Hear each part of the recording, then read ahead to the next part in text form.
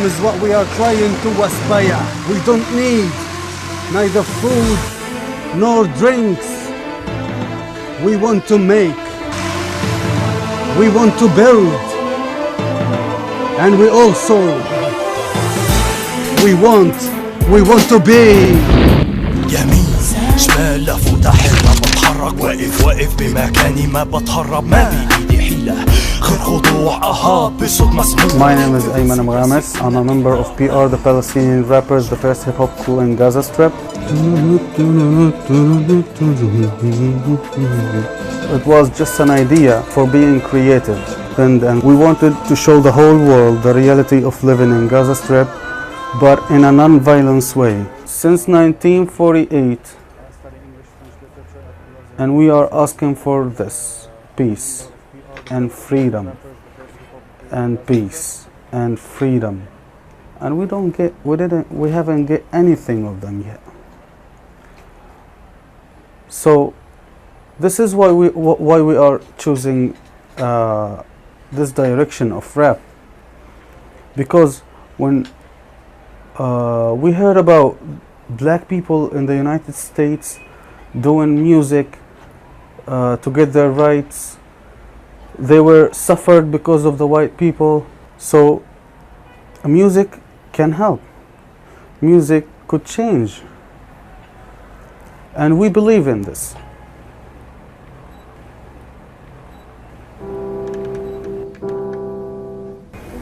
We write in our lyrics. We started learning how to put these lyrics on a beat and doing the beat.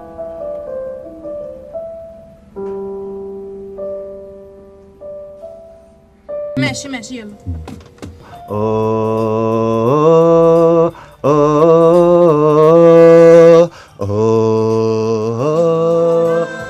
حتى النهاية منيحة. تمام.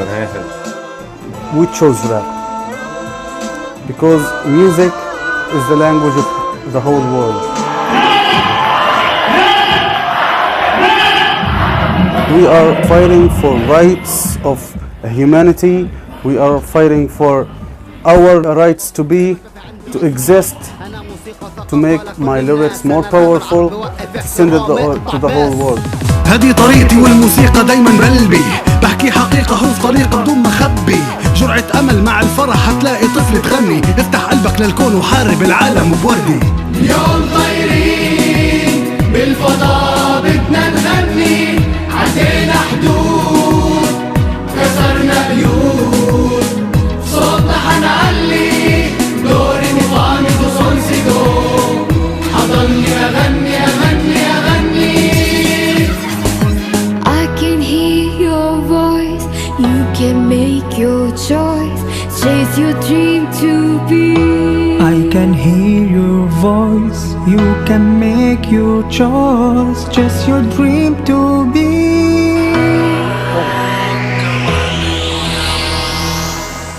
الجليل اللي كان موجود عندنا كنا راضيين فيه.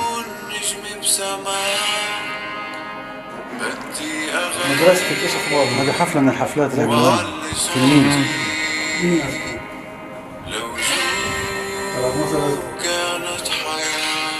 هو شوف يمكن اللي بيميز الموسيقى اللي انا بعملها او الفن اللي انا بعمله اللي هو الراب، انه لازم تكون في ازمة عشان تقدر تكتب، لازم تعيش حالة معينة عشان تقدر تكتب الراب اللي انت بتحكي وبتعمله.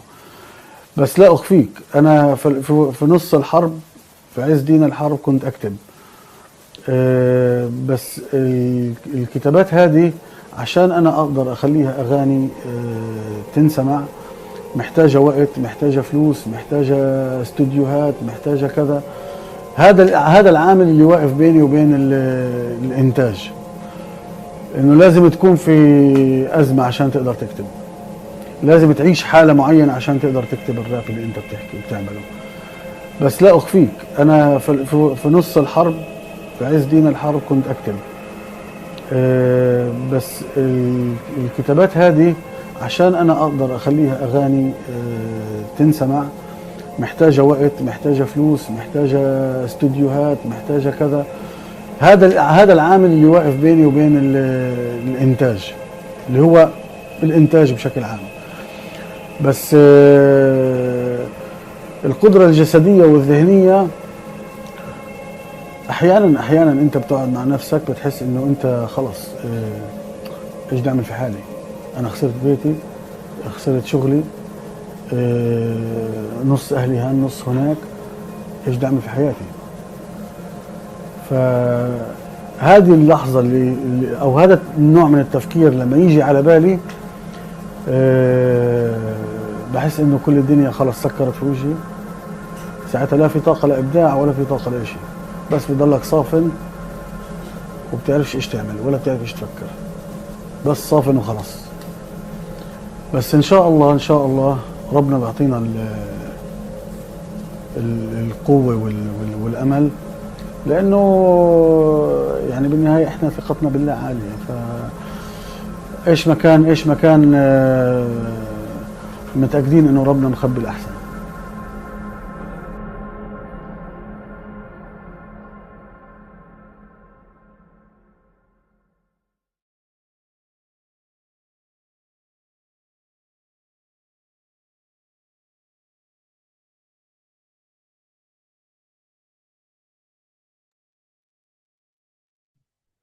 Thank you all for joining us, and I appreciate you all for that body of work. My name is Larry McCullough. I am the programming coordinator for High Witness Palestine, and we are on a mission to provide transformational educational program that inspire and train participants to be accountable and long life social justice advocates in Palestine and solidarity movements within their own communities. Before we start this webinar, we all live in Gaza beyond the siege.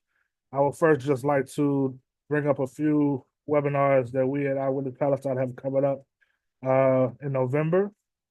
On November 18th, we have our webinar with Joe Groves, who is the co-founder of Eyewitness Palestine. On November 20th, we have our webinar with CUNY University and Rights to Education, along with students from Al Quds, to talk about the struggles that they have as students under occupation. And we also have our virtual delegation on November 27th that will go through Al Amadi refugee camp in Ramallah with our brother Tama, who is a resident of the refugee camp. We also have our December delegation, Black and Indigenous delegation in December. An application for that will close this Friday.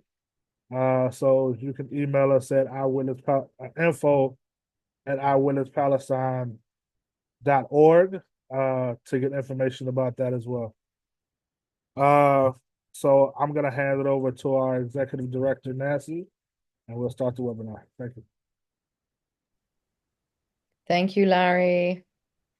I'm so honored to be part of this. One, because just the parts that I've seen of this documentary have been really powerful.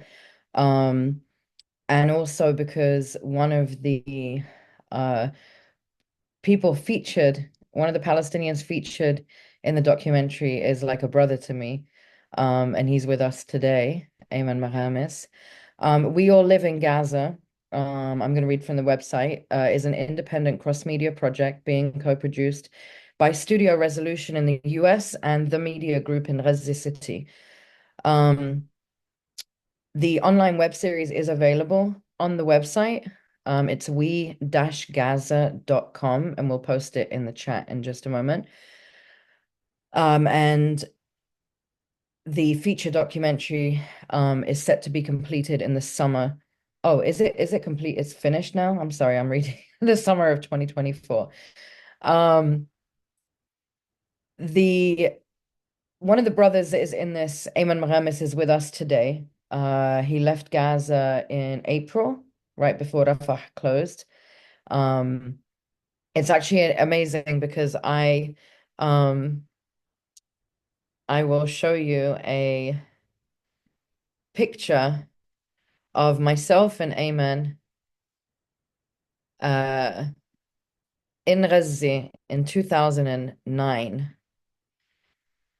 This is me me and Eamon in 2009 in front of the American school that was built, with American money and destroyed with American money.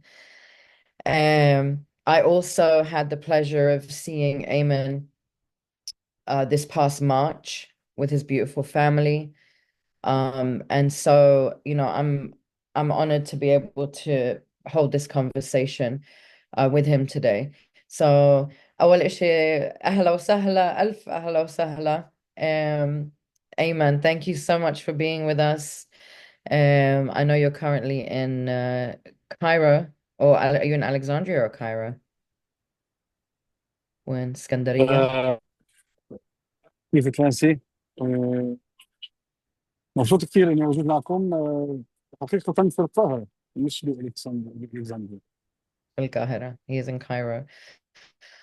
Ayman, I want to start I know we're going to get to today, right? But I want to start because your story is, and I always say that, telling stories of Palestinians so that people understand who you are as a human and a person individually is way more powerful than just, oh, another 10 Palestinian, one displaced Palestinian, like numbers are not enough. So I want to go back to you and I met in 2008 in Ramallah.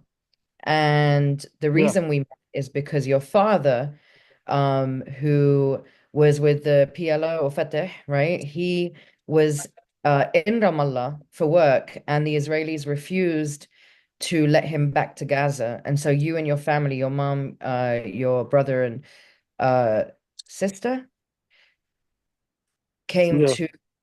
to Ramallah. And that's where we met originally in 2008. And then right before they bombed Gaza in 2008, the end of 2008, 27th of December, they allowed your dad to go back a few days prior to Gaza. Yes, Am I exactly correct? 10 days before. Can you tell us just a little bit about that time of like him not being able to come back to Gaza and like just a little bit of that history? Well,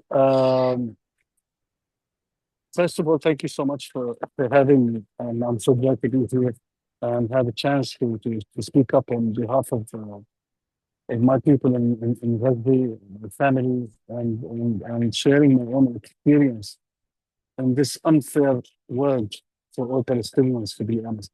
This is how I feel, at least. For those who don't know me, my name is Ayman Ivanov. I'm known as Abu Joury, the father of Joury, because my oldest daughter name is Joury. I'm almost 14 years old. I was born in Lebanon, lived in Tunisia for 11 years. And then after Oslo Agreement, 1994, I came together with my parents, 1996. Like every Palestinian, I still have family in Lebanon in a refugee camp. I have family in Europe, in Canada.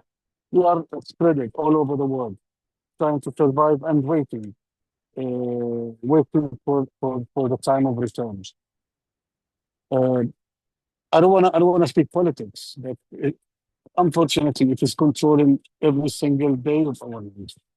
It has destroyed our lives. It has destroyed everything, to be honest. Especially in the last 403 days now.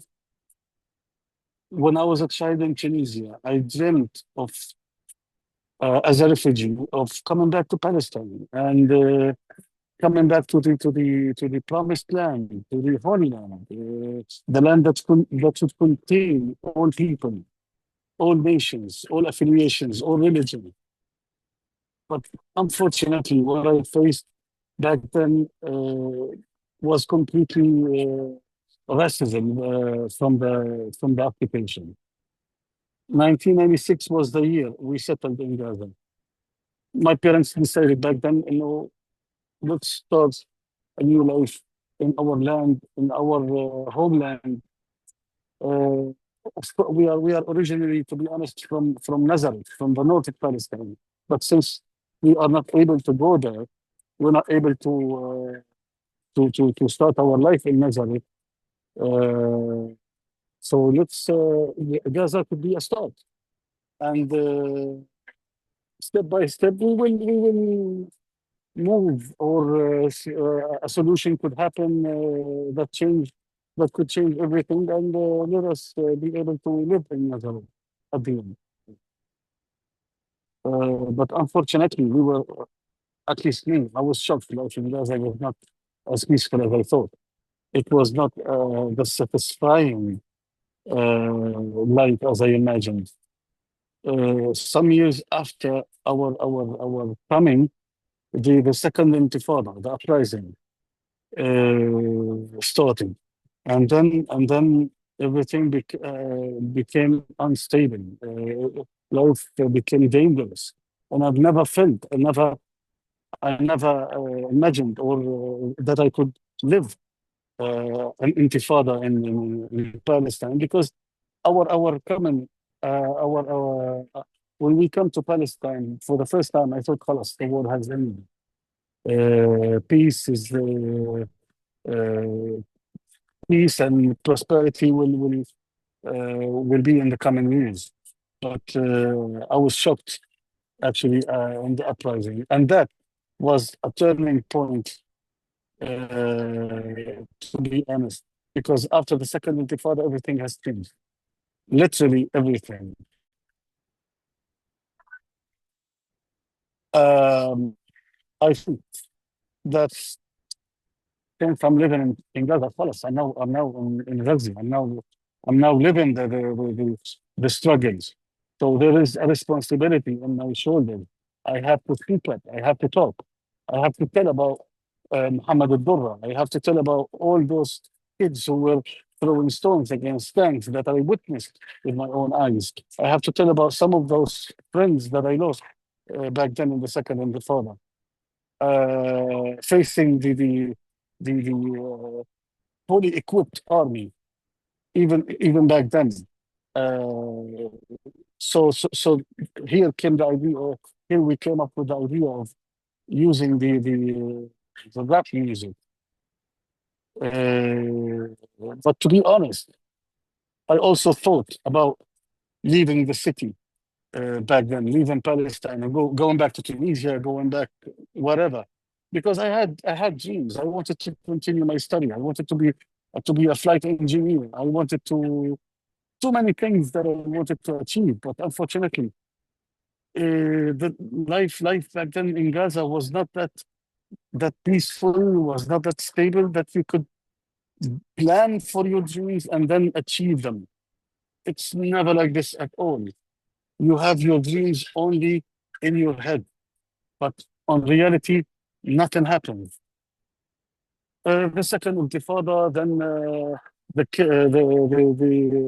losing of Yasser Arafat. After that, the civil war, the infight between Fatah and Hamas. After that, my father was forced to stay in Ramallah, and then we suffered in order to go to Ramallah to meet him. Then we met you there, Nancy, and it was like خلاص زي ما بيقولوا في ناس المحبة من الله، فهمت كيف؟ love is from God. We met there and we had a great time, and He's saying I'm I'm so lovable, guys. thankful for that moment. Baby. You are والله. Thank you, bro. I don't know. The world did bring us together. And so like the circumstances were always crazy, right? But following the Yeah, meeting, but there are some small tiny things in these hard circumstances that give us the positivity or the energy to continue in this life. Because to be honest, for us as Palestinians, we have nothing now. Literally, we have nothing but hope. If we don't have hope, خلاص, life would have no meaning. The only weapon we have now is hope. If then after that we went back to Gaza 10 days before the attacks. the, in that year, in 2009, the occupation bombed our apartment, On your and birthday, we have lost. January 16th, 2009. It was your birthday, right? Yes, yes, exactly. 16th of January. It is my birthday. The day that I buried my father. Uh, Back then, 2009. So my life back then turned upside down, and I started to think differently about living in Gaza. Uh, I mean, I started feeling that okay, now I have buried my father here. I'm the oldest son. I have to take care of my family. I have to feel the belonging, the loyalty to the land, to my father's grave. I need to get a job. Uh, Giving up on my dreams, uh, changing my faculty in college. I mean, things were moving very, very fast. Uh, then I started working with Sharik Youth Forum. It was an incredible, amazing association, local association that helps youth. And then 2012, the year of 2012, I got married. It's unbelievable how days were fast. I mean, 2000 and then there was another war. 8 days, 8 days of attacks. They assassinated the leader of the Qassam brigades back then in 2012. 2009, 2012, 2014, 2021, 2022. Also, the war that we are, the genocide that we are living now against Gaza and Lebanon. Uh, I don't know, but isn't there someone who could stop all this madness? I mean, I had to leave my own house that I struggled, literally, I struggled to build for my kids. I lost my job and my office, my family's house. My family's house was bombed as well and leveled to the ground again in 2009, and now leveled to the ground again. And my brother's house as well. Everything we used to have, we used to work in order to build for my kids and my brother's kids. Everything went in the air in seconds. I was displaced in this war 6 times. 6 times being displaced from one place to another, from one house to another. One of them, one of the displacement was at the UN schools. If I don't know if you guys are aware of the conditions inside the UN schools. It's unbearable, unhealthy at all. Thousands of people are living in one class. The class in normal days, it could fit 30 up to 35 students. Imagine more than 50 persons, different families, different mentalities are living together inside this class. So the condition was unhealthy at all, especially for my pregnant wife back then. Then I had to move back further to the south, to the shelter, where I met again Nancy. In that shelter, we tried with the three organizations, actually, the Arts Foundation, Kanjati Association, and Edward Said Conservatory. The three organizations were trying to provide a space to the artists and their families, bring them or create for them activities, and for their kids to at least somehow feel that there is life is still can be livable. I spent 5 months in the tent. Then I got the ability to leave Gaza to Cairo.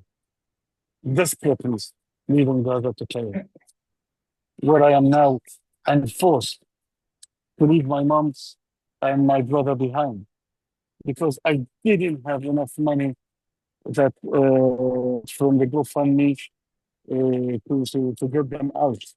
The money was not enough. The fund was not enough to get them out. So we decided to get the women, the kids, and I go with them. It's unbelievable. Uh,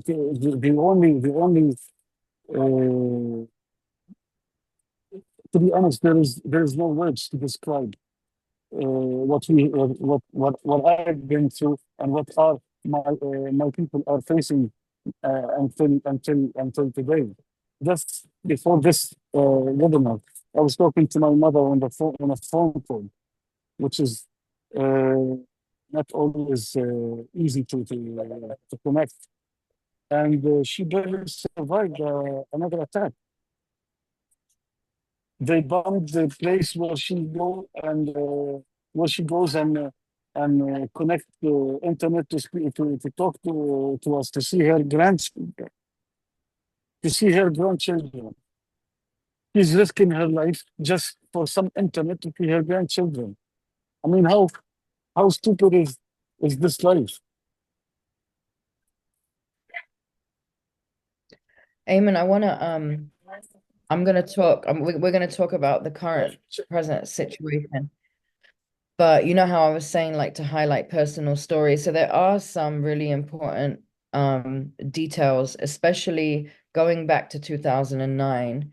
And I know it's hard for you, but the day Yes. that your father was martyred by the occupation forces, I remember you telling me and the group that I brought that when we were there, that you had called for an ambulance, and because Israel had been targeting ambulances, they told you they're not coming out there. If you want, you can come get an ambulance and then go take your dad yourself. Can you just tell us a little bit, because I don't think people really understand. Yeah. Back then in 2009, actually, at 6 p.m. exactly, they targeted our apartment, and I was inside the apartment with my father, with my parents, both of them, my friend and my brother, and suddenly we were waiting for the generator to be turned on because we didn't have the electricity by then. So we were waiting for the generator to be turned on. The moment they turned on the generator, there was a huge sound and suddenly dust. I didn't expect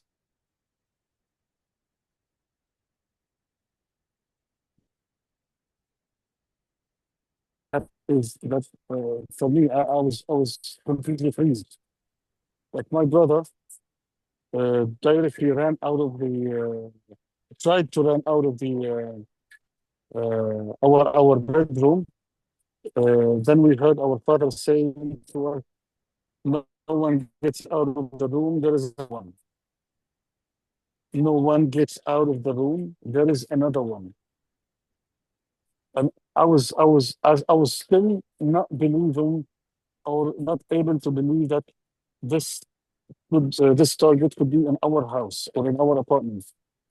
The moment he finishes this sentence, another huge sound, another huge explosion. And here I started to realize that it is our place, because the dust, because the smell, because of my brother was throwing back because of the pressure of the missile.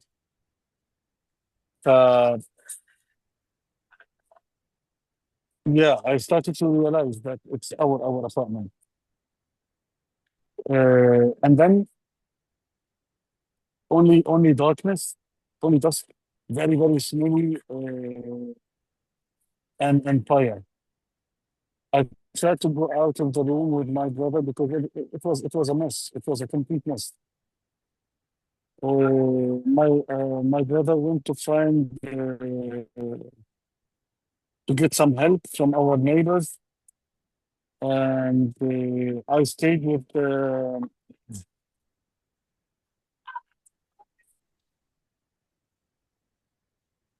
with my father. I tried, actually to help him to get him out of the house because it was on fire. But he was not able to move. So I waited until the help came from our neighbors, and we carried him.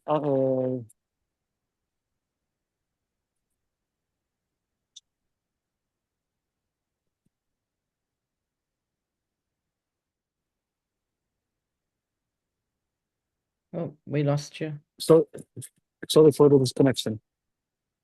Uh, yeah, we carried him. We were living on the seventh floor, so we went through the stairs carrying my father. But we found no ambulances. We found nothing. We tried to call ambulance. We tried to call someone. Uh, they were all out of service. They were all out of service because they were afraid of coming to our area. Because at the same time of when they target our place, they targeted another apartment, and almost 14 of the firemen got injured at the apartment, and so that no one wanted to come to that area. My brother went in a car.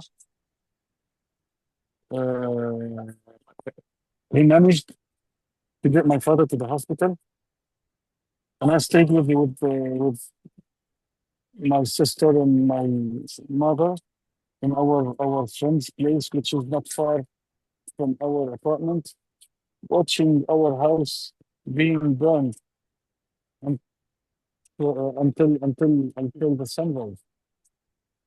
I mean, I still remember that day. I mean, it's not something that you could easily forget. It's pain that engrave you in you, and it would never leave you because it's your house, it's your father, it's your life. And now I'm living the same pain again. I've lost my house. My mother is still in Gaza. I don't know if she could survive for the next day. My brother is with her. Same shit. After more than 10 years, same shit, same life, same agony, same pain. So who's gonna stop this? And what makes it worse this time, what makes it much more worse this time is that literally all of Gaza now, from north to south, scared, hungry, cold, oppressed, and really disappointed.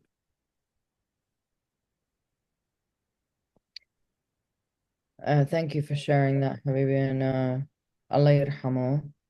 The picture I just showed was of Ayman's apartment that his father was in at that time. We were able to see it in 2009. I want to move forward a little bit. The Great March of Return. You then did some journalism and were documenting during the Great March of Return. Do you want to touch on that briefly? I mean, that was a crazy time where I know a lot of friends were killed, Yasser, and I mean, so many people, so many young folks that were protesting by the border, the fake border, I should say, were uh, sniped by the occupation forces. But can you just tell us a little bit about that? And I know you had kids at that time. And also, I do want to make a point. I think this is very important for everybody to know. On a happy note, Abu Joury, this man right here that you see is one of few, because in the Arab world, when you have a daughter first, you are called by your child, right? Abu or father or mother of. And usually when you have a boy, they replace your oldest daughter with the boy because you're supposed to have a boy, right? So it's Yes. like they would replace your name. But he kept his daughter, he stayed as the father of his daughter, being his oldest. And I love that because it's setting a precedent for those Yeah, for the it's one of the things that I'm against the society with. I mean, females should also have more flexibility, more. We should be more flexible with when dealing with females. Uh, yeah, so why Abu Jamal, not Abu Juri? I mean, she's the oldest. What's the عادات وتقاليد traditions and habits? Well, fuck that, yeah. man. Sorry for the Pretty much. word, but I mean, also women should have their precious place. I mean, in the society. I mean, otherwise, it's gonna be literally a male society, which is not healthy, which is completely dictatorship, uh, which also, خلاص, this is my belief, uh, and this is how I grew up, the ideas that I grew up with, and that's what my parents taught me, and that's how we were dealing inside our house. I wanted Uh, people to know that because it's a big thing that you replace your your daughter, your oldest daughter, with your son's name once you have a son, and you didn't do that. And I'm just trying to give people an idea of what kind of person you are and the kind of trends yeah. you're setting, you know what I mean? So it's a it's it's a beautiful thing, it just speaks a lot more about your character and who you are, and how you're uplifting your daughter and her name and letting people know, this is what it is. So I think that's a beautiful thing. I wanted you to touch a little bit about the Great March of Return, having children and being there, knowing that our friends and your friends were being attacked. How, what was that like for you at that time? Because I mean, I know I'm gonna get to the most recent bombardment, well, the genocide, and Yeah. our Well, conversation then, but I want to after get. after the 2014 attack, uh, there was a group of guys. They come up with this idea called March of Return, and it was, to be honest, a brilliant idea to to highlight the Palestinian cause, to make people aware and culture them about Palestinian cause and about Gaza and about how it is, how life is being lived inside Gaza, and how and what are the occupation role back then. So yeah, March of Return was a really brilliant idea. We normal people going to the borderline, facing the occupation army with dabki dance, with cooking Palestinian food, families, women, old women with their Palestinian dresses, staying there, spending the whole day over there, and then some others stay for the night around the fire. But all these things, after a while, it seemed that the occupation didn't like it. They consider it provoking. They consider it something. I don't know.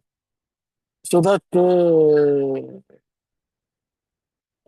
march of return, I was working with the journalists back then, Celine, Christelle, Emily, and a lot of journalists friends used to come to Gaza just to see the activities that were taking place at the borderline, and who are these people, why they are doing this. I mean, people back then,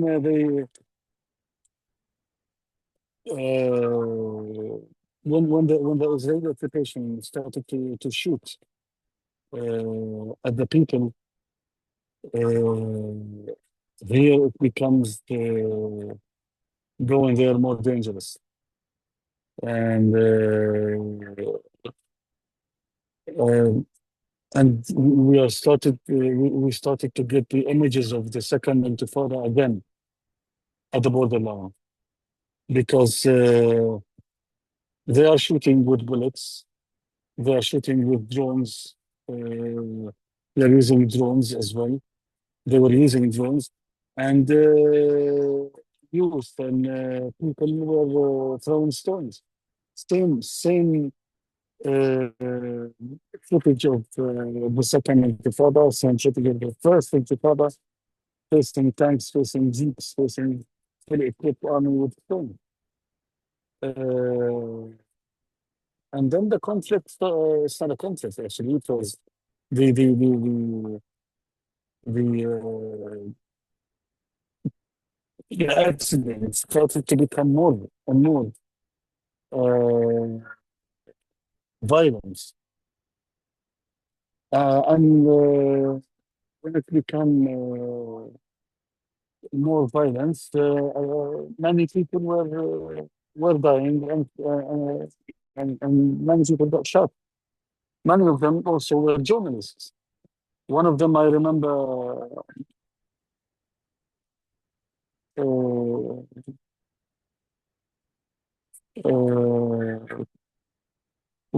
were covering the March to Return, and I was moving like a zigzag, because they don't differentiate with a foreign journalist or a Palestinian. They just shoot in order to keep you away from the borderline. So I was with the international journalists, moving like a zigzag in order to avoid any bullet that could hit me or him. And suddenly, a boy, a 12 years old boy, just got shot in the neck. And at this moment, I didn't know what to do. Actually, I was very. I got freezed, and then a lot of people gathered in order to help him and take him to the ambulance. I started to think if that bullet if that bullet hit me, actually. And I was a father of Joury. I was a father of trying to build a family. My mentality became different when I got married, and especially when I got when I have kids. ف...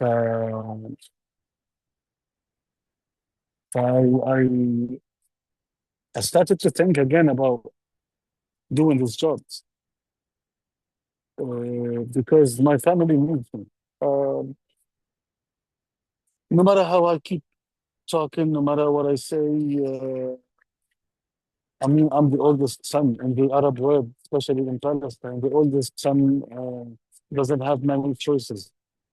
doesn't have the choice to decide sometimes who to get married to. Uh, as an oldest son, I have to take another step back and think again about the job I will be doing. Plus, I was every time I used to go there thinking of my kids, thinking of my wife, thinking of my mother, my sister. Uh, it was too dangerous, but I didn't have choice. Back then, I didn't have choice, so I had to do it until that guy who got shot really next to me. I decided to take a step back and then try to find something.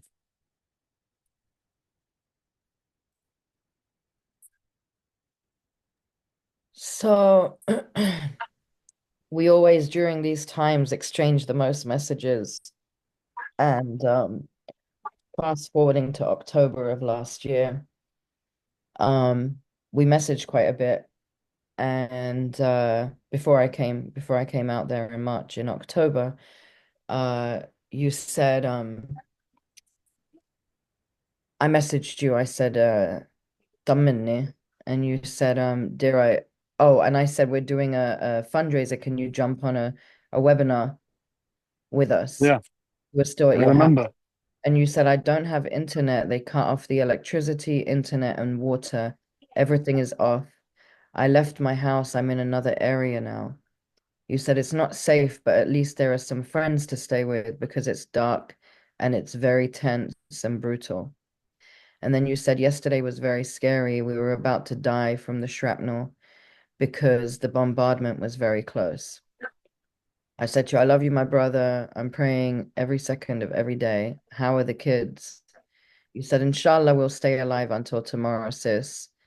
You said, yesterday, Juju, my son, was sleeping on my chest, and the bombing outside was very strong, and we were sleeping in the kitchen. And suddenly he asked me, Baba, will you protect us if the missile targeted us, right? And you said, I said, yes, of course I will. And don't worry, because they can't target us because they're scared of us. But on the inside, I was about to cry because there's nothing I can do.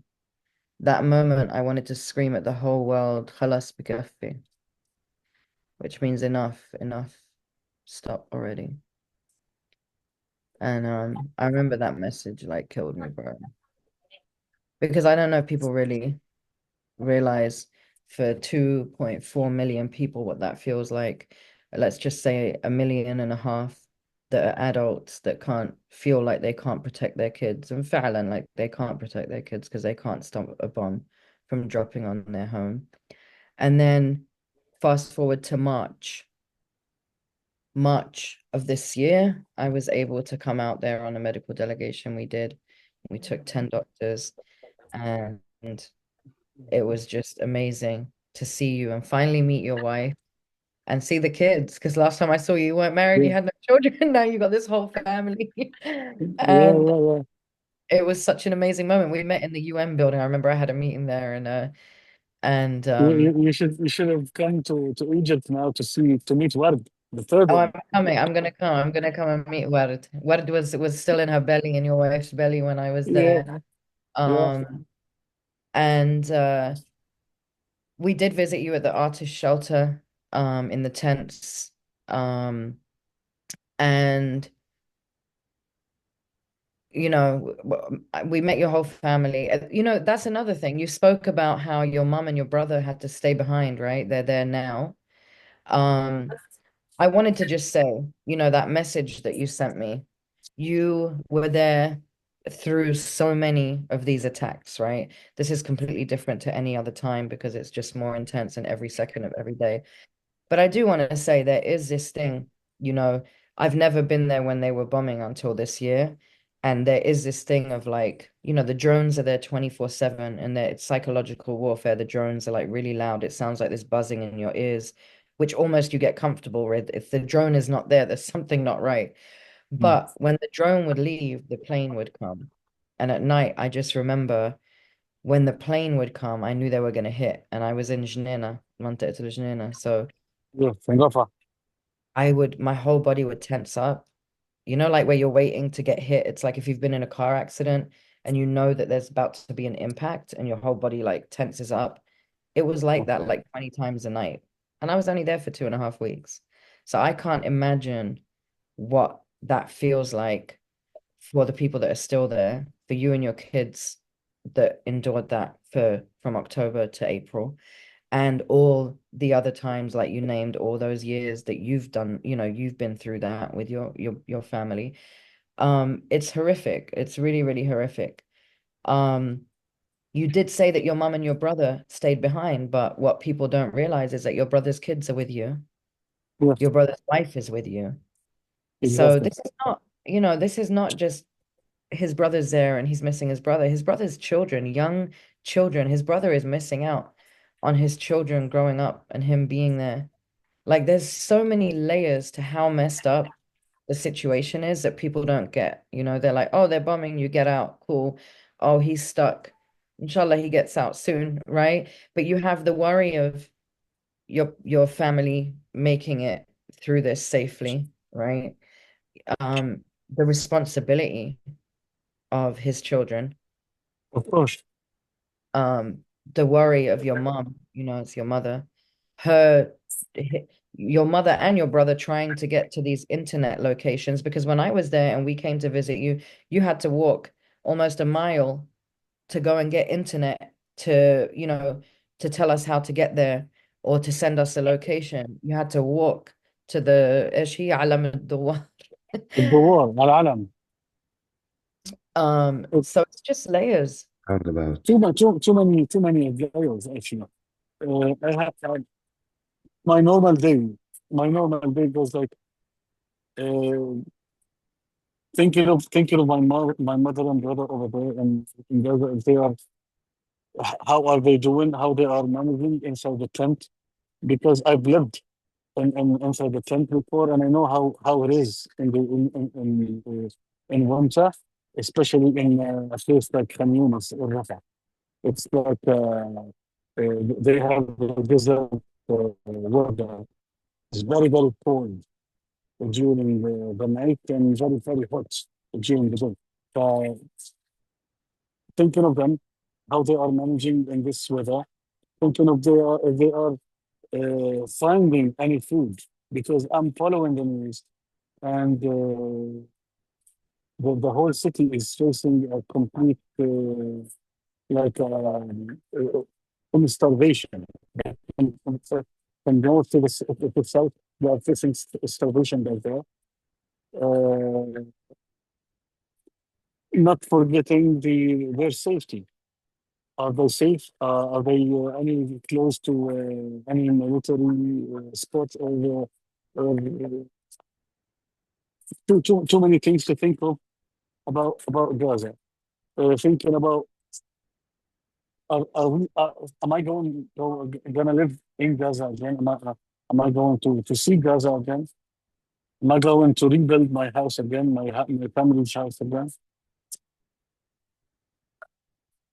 Another layer, which is my family here, my wife and my kids, my brother's wife and his kids, and my sister. My sister's fiance is in Turkey, and they're supposed to get married. How? Without my mother existence and my brother. My my brother's wife and his kids are also on my shoulders, because we are here in Egypt. Like, we don't have relatives. We don't have. I don't have a job even here in Egypt. Uh, to be honest, too many things that I'm thinking of, and until this moment, none of these things that I'm thinking of have found any solution to it. The only thing we have is waiting and hoping that the amount of money I have that could save us until we find a solution. That's the only thing we are thinking of now. That's literally what is happening with us these days.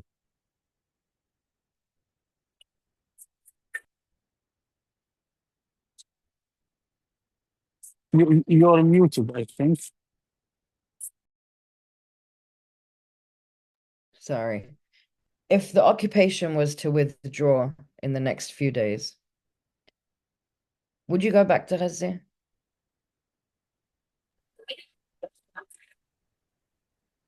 Mm, I would get my mom and brother here. You'd get them Because, out. yeah, I get them. Because Gaza now is unlivable. Everything is destroyed. There's nothing to be, and there's nothing left in Gaza. If I go back to Gaza, I will live in a tent and I would face the same suffering, and I would put my kids in this suffering. It would be much better to think differently and get my mother and brother out and try to build a future for the kids outside of Gaza until Gaza becomes livable again. But nowadays, it's a complete chaos. No one is, there are no rules. The community is completely uh, it's chaotic. I mean, really, it's chaotic there. The supplies that supposed to get from Rafah to the people are being robbed. People are killing each other for no reason because there's no police, no one is taking is handling the city, no one is taking, no one is being in charge. Well, I prefer to get my brother and mother out until the city is dead. Inshallah, bro. Inshallah. Do you have hopes that it will be rebuilt? Do you think that there's a chance that, I mean, Palestinians have rebuilt and rebuilt and rebuilt and rebuilt, and especially Gaza. I also think people see things on the surface, so they hear that it's being bombed and they just think um it's just like material destruction. But Israel, the occupation, has destroyed not just buildings, it has destroyed our entire society in Gaza. And what Ayman's talking about is the lawlessness that is happening because there is, when I was there, the bombed out cars were all police cars. So Israel was targeting, anybody that had anything to do with the city, with the government. Which Especially led, also because of poverty as well. and then Poverty, the poverty, right? people are I in mean, need for food. and there's nothing, I mean, no money coming in. People do these GoFundMes. I know that, I was told the other day a bottle of shampoo, which costs us a few dollars, is now almost $100 for a small bottle of shampoo. One cigarette is almost $40. One cigarette, not pack of cigarette. One cigarette is almost $40. $40 for a cigarette. They were selling them in centimeters at one point, I believe. Yeah, They started selling them because people couldn't afford $40. So they were selling them for like yeah, $10 or something for a centimeter exactly. of tobacco. Or 4 or 5 people together buy one cigarette. Everybody shares a cigarette. Yeah, they share it. And these are just, yeah, I mean, just, so the struggle for the food, for the water, it's so much. But do we honestly believe that we can rebuild Gaza? I do. And I don't want So, to be an I have outside. this question is not is not a choice. It's not an option. We have to rebuild. No matter how they destruct or destroy, we will rebuild. This is not an option. This is our land. This is where we belong. For, for me, do you know what I care? I don't give a fuck about my house that I live. I don't give a shit about my family's house. That's it. I just want to go back to Gaza because of my father was buried there, and I want to make sure that his grave is still okay. Uh, we belong to that area. We belong to that place. I'm from Nazareth, but I also belong to Gaza, South Palestine. So no matter how difficult, no matter how hard it gets, we have to rebuild. This is not an option. This is not a question that could I could hesitate to answer. Yes, Gaza is part of Palestine. It's a place that its people, no matter how they kill from us. Okay, I could go out for a while to save myself, my family, and etc. But there is a moment that I will go back. There is a moment where my kids have to go back if I don't. We belong to that place. The propaganda they say that when they say uh, uh, kids or the new generations will forget, this is not true. This is not true. I'm not gonna forget. Um, I'm not gonna forget my father's how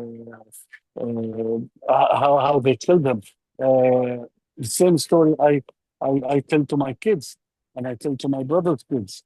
So they never met Yasser Arafat, or they don't know him, but they know that he's one of the leaders that uh, made something for Palestine. They never met their grandfather, but they know his stories. They know how brave he was, and everything. So every Palestinian in every Palestinian house there is these stories that we keep telling to our kids, in order when they grow up, they know that they belong to this place. And no matter how hard it gets, there must be the day of return will come no matter what.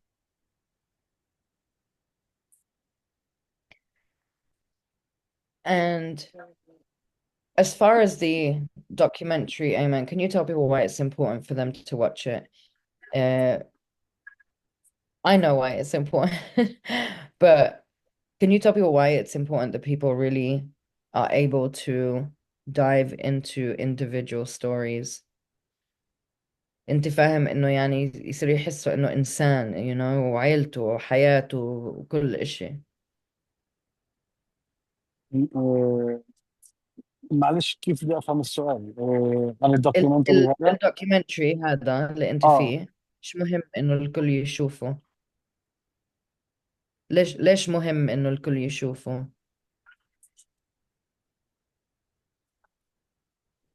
ليش مهم يشوفوه؟ uh, this documentary is not a documentary uh,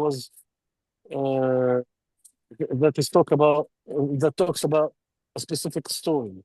There are different characters in this documentary. Each character of them has a different mentality, different point of view. Plus, it was not easy to film this documentary because, as far as I remember, Morris, the director, spent more than 11 months in Gaza in order to get the first draft of that documentary, and he kept updating it in order to come up with the end version. But this documentary is not just about the characters in a period of time. It's about the characters. It's about Gaza. It's about how life in Gaza since he stepped in. Too many things will be the audience will know about Gaza and about people of Gaza from this documentary. And we will throw the website in there again for you guys, we-gaza.com. Please support, and there will be a series of webinars with different Palestinians that are featured in the documentary. We have the chat box open, or if people want to ask a question, feel free to put your hand up, and we will open your mic. We do have a question: how are people getting money in with GoFundMe campaigns? So you have to have somebody in the US or in Europe that can have a GoFundMe. You have to trust that person because a lot of people have been robbed that way. There are many fake GoFundMe campaigns. That person, said person in US or Europe that sets up the GoFundMe for you, goes through a series of different I want to call it interrogations by GoFundMe, but literally, they have to show everything and explain where the money's going and who it's going to, and send the IDs of the people in Palestine that it's going to. I mean, it's a whole process. But yeah, if you have that person, you know, whether it's family or a friend or someone you trust, or for many Gazans, it's random people that have offered to open Not many have this privilege. It's to have someone in the US could help you with a GoFundMe account and could help you in publishing as well. Your story and stuff like that. It's not easy.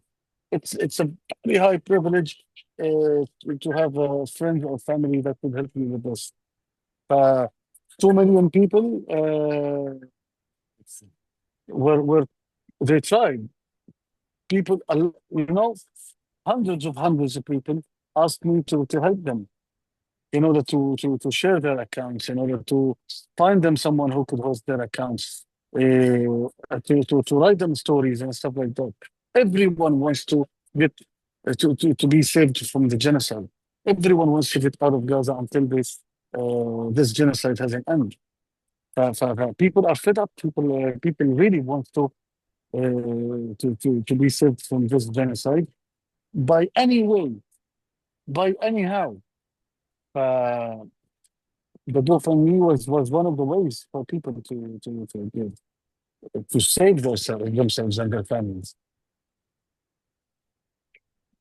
I want to shout out Shadia Mansour. She's in the room, and she reminded me you have a song for your dad that you did, but we can't find it. I was trying to pull it up, but you did a video for your dad, didn't you?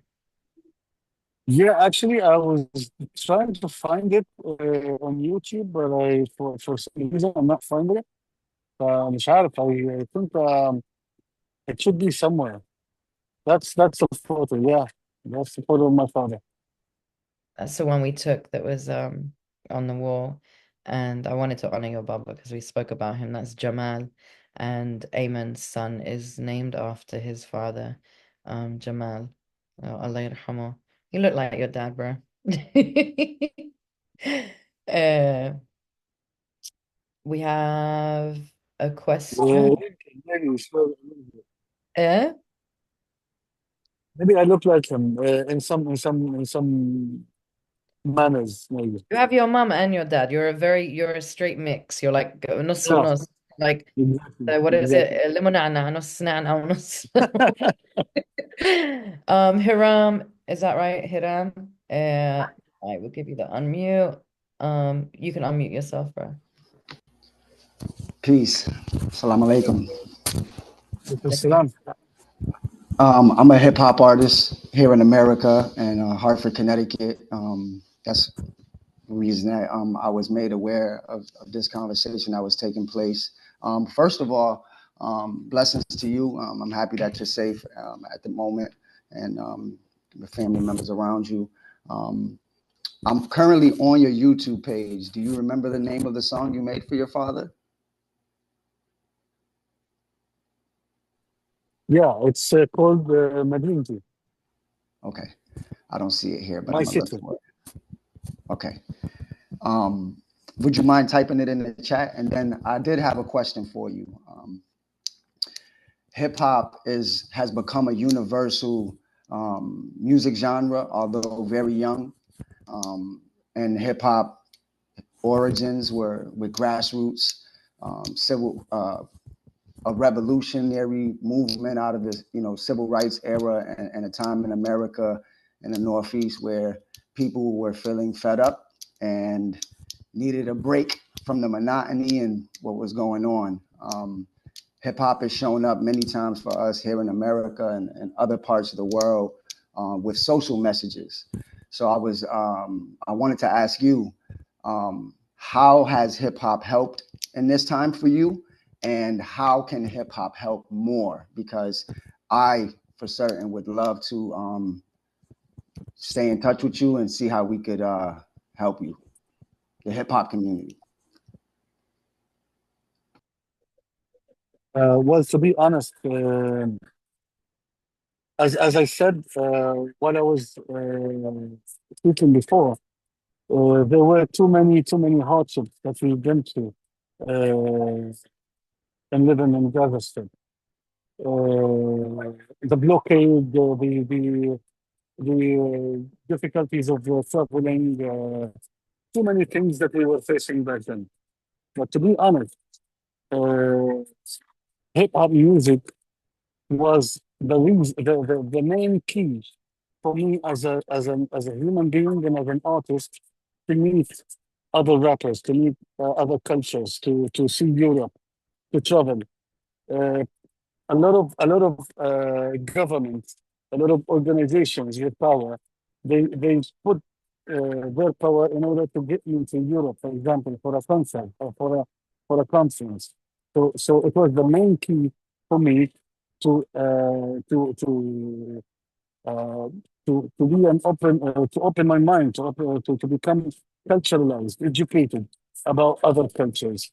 Plus, to be honest, being a rapper was the main reason. That's why I could save myself and my family and get them here to Cairo. Without them, without being part of Slingshot Hip Hop, I would never met Jockey Saloon and Sohail Nafar. I would never been known. I would never get the fund that I got to pay all $50,000 to save my family and cross the border. Uh,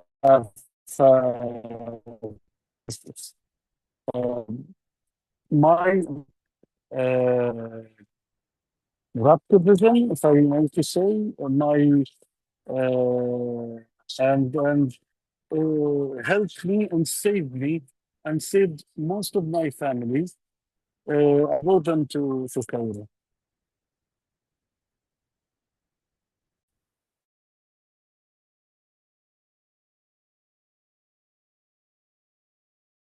You have to unmute, bro. Oh, that's fine. Thank you. Thank you for sharing that. Again, I'm gonna make sure I find a way to stay in touch with you.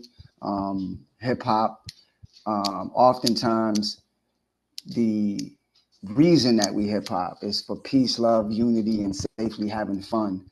And we say these things, but mainstream hip hop has been pushed to the forefront. So a lot of time, the social messages that we have of being together, of being unified, of being nonviolent, of being together, of being inclusive, of leading with love, that's not the message that's pushed. And I would like to say to you, I'm sorry that some of our mainstream artists are scared, quite frankly, to speak up and speak out because of we don't have freedom of speech in America. Even though we say it's said that we do, we don't. We can clearly see with this conflict that's happened and has been ongoing. Those of us, I live in the Middle East. I live in the Northeast region of America, New England. Where the colonization first started here. So our plight, our stories are very woven. I see myself in you and many others in your position. But it's sad that I see others around the world very similar, more similar than we are dissimilar. I'm a Puerto Rican American with a Hebrew name, with Hiram. I never knew what that meant, and it made me search. So at a young age, I was very conscious and aware of my brothers and sisters around the planet. So to you, my heart goes out to you, and my prayers are with you and your family. And we see hip hop grassroots messages shared around the world and be very powerful. I've become more aware of this in the last few years, but here in America, those messages get squashed out, you know. So we fight a similar fight to have our voices heard, but often the voices that are heard are not the ones uniting us, it's the ones dividing us or speaking to these, you know, to parts of our culture that are not good. So again, thank you for sharing your experiences here. I'm gonna have you and your family in my thoughts and prayers, and also with hip hop. I got my pen and my pad right here. I've been taking notes, so I'm gonna have something whipped up real soon because I'm not afraid to speak up for injustice. That's what hip hop was created for, and you know. Yeah, that's what rap That will created change. for. To speak up and never be scared. Exactly. Peace and love, my brother. Assalamu حبيبي alaikum. حبيبي شكرا. عليكم Thank السلام. you, bro. Thank you. I'm gonna message you in a moment, and we can connect, and I'll send you Eamon's email so that you can connect with him after. If we have any other questions, we have about 10 minutes. Are there any ongoing projects right now for Ghazi that people can get involved in? How are some of the ways that people can actively support right now? To be honest, Delia, Kamanchati are still working in Gaza, but because of the current situation, it's worse than we were back then. So they are doing very small activities. And because of the chaotic scene back there, it's kind of difficult to reach honest organization in order to help. But in terms of activities, Delia and the Kamanjati and Edward Said are still implementing activities for kids, for families, teaching music, singing, all this kind of stuff that we used to do, but in different areas with small groups as well. Are you still working with Delia Arts? Unfortunately, no. Since I come to Cairo, I'm not working with Delia anymore.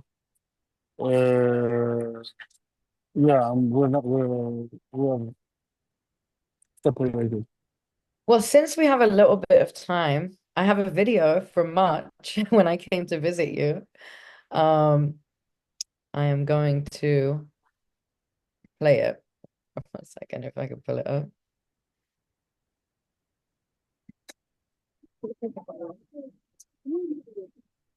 Abu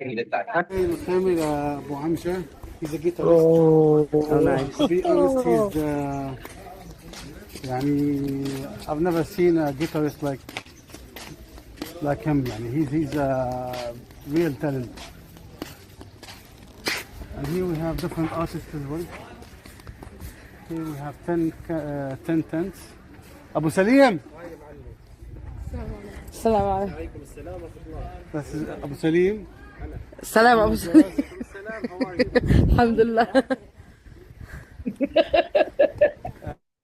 Got the wrong guy. This tent is for a DJ.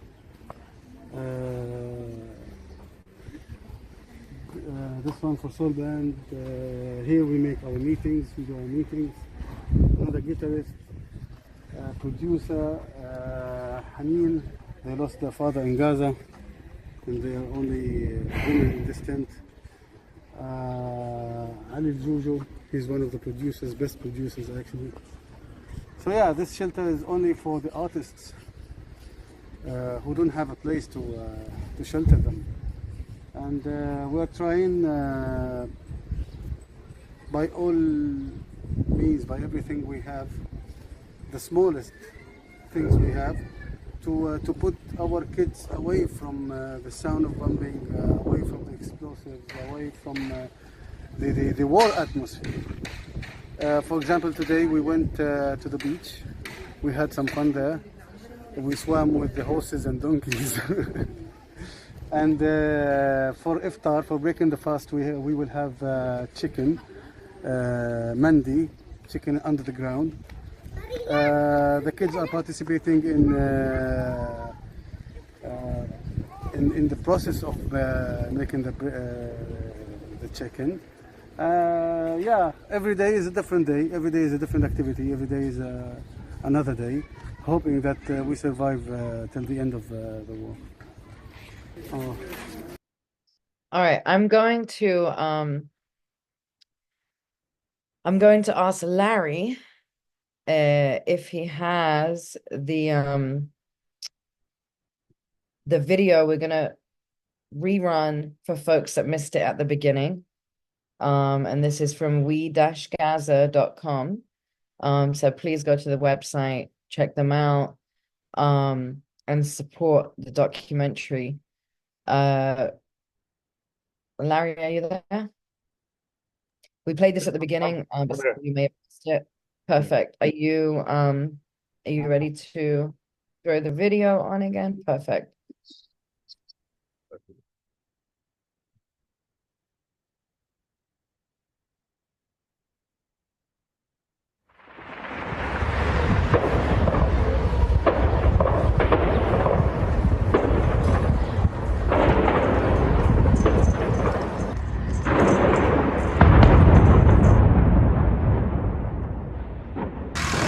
Freedom is what we are trying to aspire. We don't need neither food nor drinks.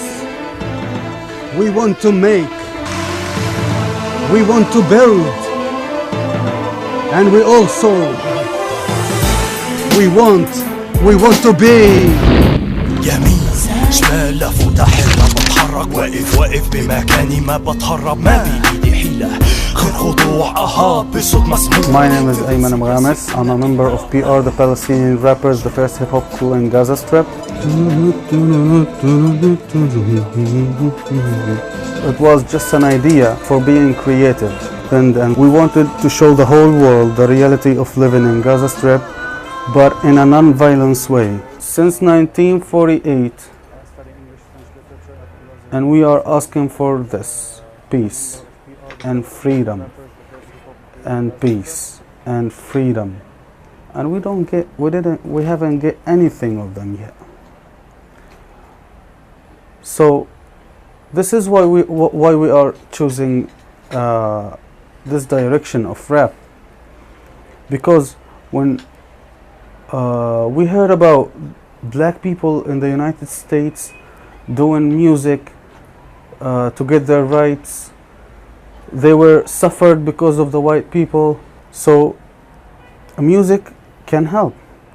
Music could change, and we believe in this.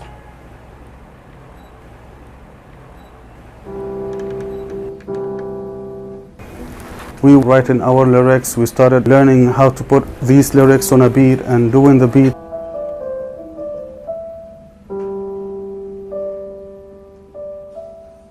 ماشي ماشي يلا.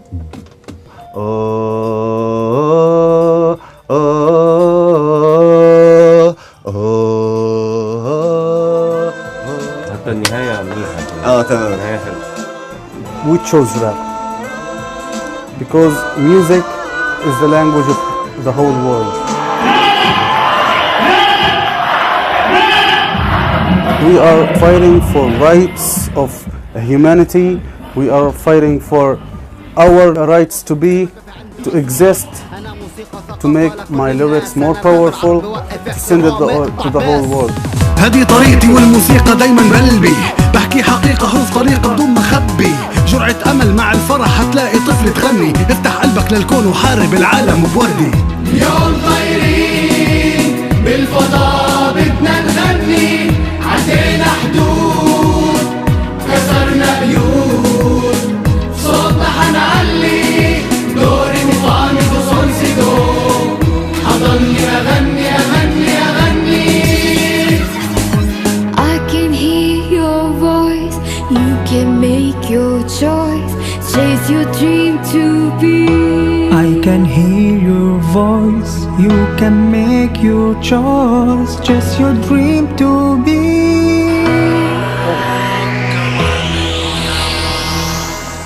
القليل اللي كان موجود عندنا كنا راضيين فيه. مدرستك ايش اخبارها؟ هذه حفلة من الحفلات اللي في النيل.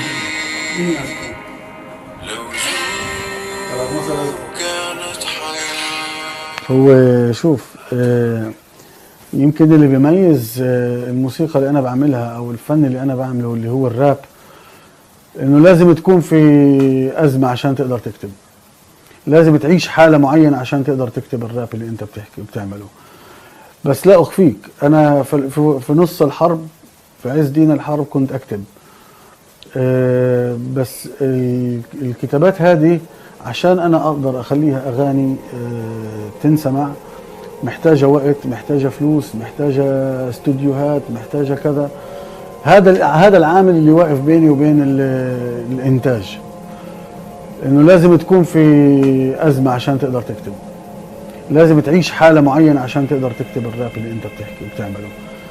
بس لا اخفيك، انا في نص الحرب، في عز دين الحرب كنت اكتب، بس الكتابات هذه عشان انا اقدر اخليها اغاني تنسمع محتاجة وقت، محتاجة فلوس، محتاجة استوديوهات، محتاجة كذا. هذا العامل اللي واقف بيني وبين الانتاج، اللي هو الانتاج بشكل عام. بس القدرة الجسدية والذهنية احيانا انت بتقعد مع نفسك بتحس انه انت خلص، ايش بدي اعمل في حالي؟ انا خسرت بيتي، خسرت شغلي، نص اهلي هان نص هناك، ايش بدي اعمل في حياتي؟ فهذه اللحظة او هذا النوع من التفكير لما يجي على بالي، بحس انه كل الدنيا خلص سكرت في وجهي. ساعتها لا في طاقة لابداع ولا في طاقة لشيء، بس بضلك صافن وبتعرفش ايش تعمل ولا بتعرف ايش تفكر، بس صافن وخلاص. بس ان شاء الله ان شاء الله ربنا بيعطينا القوة والامل، لانه يعني بالنهاية احنا ثقتنا بالله عالية. ف ايش ما كان متأكدين انه ربنا مخبي الاحسن.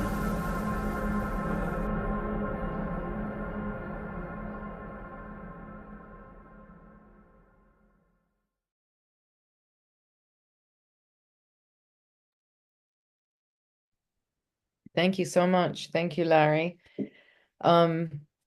If there are any other questions, speak now or forever. Not forever, because you can always ask them afterwards. But we are about to close out. We really appreciate you joining us. And thank you, of course, to Maurice, who's with us, and Barbara. I know they both worked really hard on this. And again, if people can go to we-gaza, we-gaza.com, and you can check out various clips, and of course find out ways through their website to support the documentary. Hiram, there you go, bro. I have unmuted you, or you can unmute. I was just gonna ask Mr. Abu for his email. That was all. You were gonna ask what?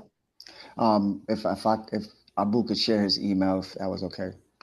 Abu Joury? I sent it to you in a direct chat. I don't know if you want to sit on a public thing, but I will resend it to you. Give me 1 second. Uno momento, sorry. I'll resend it. I'll share it with you right now. And I think we are good. Did you want to share any words, Maurice or Barbara?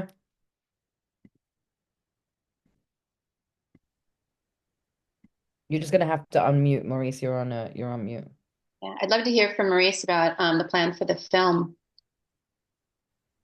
Well, thank you, and I'm glad we had a chance to do this. Just a little bit about the documentary and what's coming up. We're in final editing right now. The plan is to do premieres in Washington, D.C., New York, Geneva, places where decisions are being made about Gaza to try to build awareness with decision makers. Unfortunately, in Washington, that's going to be even more difficult moving forward. But we do have the support of Roger Waters, who is collaborating with us on the music track. And we're going to be doing next month a remix of Roger's iconic music with Arabic lyrics. We're hoping that Ayman can join us in Los Angeles. But again, visa and travel might raise some terrible barriers, but we'll do our best. The next stage we have for distribution, which is going to be a major hurdle, but we're going to work towards doing what's called a cinema event, where the documentary is distributed to 500 plus theaters internationally, all on the same day, with an introduction by Roger Waters. And that should garner a large audience. I'm pretty positive about what the documentary can be. And Ayman is just one of five very strong artist characters in the documentary. So we're moving forward one day at a time. It's been a struggle. We've been working on this project for over 12 years, but we're very close to getting it done, and feedback is always welcome. So there's a place on the website for feedback, and there's a lot of video clips there. We're actually redoing the website now, and hopefully on a regular basis, we'll be posting new videos 2, 3, 4 times a week from inside Gaza. We're still working with the media group inside Gaza, although they've lost everything, including archives which have gone back dozens and dozens of years. But there is still a media group crew in Gaza, and we are in communication as best we can. So we're trying the best we can. It's not easy, but we're safe in America, or I'm in Amsterdam right now at a documentary conference and soon to be going to London. But we're safe, and we're happy that Ayman is safe. But two of the other artists, Basil Marcuzzi and Mesa Youssef, are still in Gaza, and we don't know their fate. They don't know their fate. So hopefully with the media that we do, we can build awareness in decision makers, with decision makers, to try to bring some positive decisions about the future of Gaza. It's all we can do. Once we say one step at a time. And Barbara, a co-producer, has got her hand up to say something as well.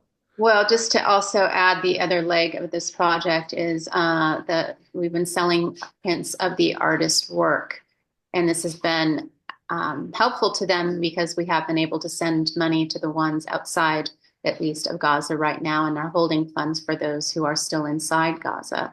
And it's also a way of just building more awareness of their beautiful work. 3 of the artists are incredible women, and I think their message is very powerful. So that announcement will be on the website soon. We're working on a Shopify page right now. It should be up in just a couple of days, but we invite people to support that cause because it is directly supporting the artists themselves, and that's the goal. Thank you. Thank you. Thank you. Any final messages or anything like that, Abu Joury?